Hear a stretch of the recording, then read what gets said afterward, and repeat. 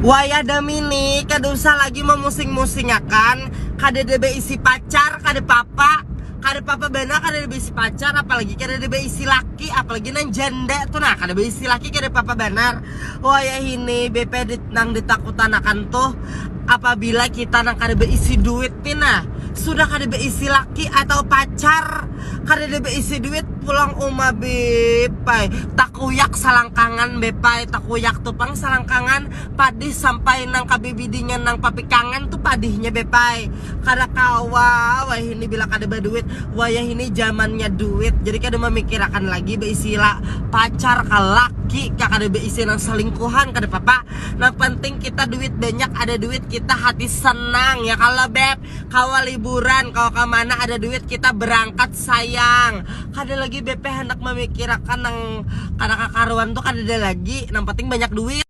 Nih BP ada bibinian nang gatal bana gatal pada miyang rabong gatal pada miyang jalatang bibinian itu han amun kita sakada puron lah berkisah lawan orang ini apabila ada kaburukan laki atau bakal lahir lawan laki berkisah lawan laki orang amun kita beisi laki kita kada puron mengisahkan ranah rumah tangga kita ke orang lain apalagi orang nanti kisahkan nih orang beisi bini supaya apa yuk si dinto berkisah-kisah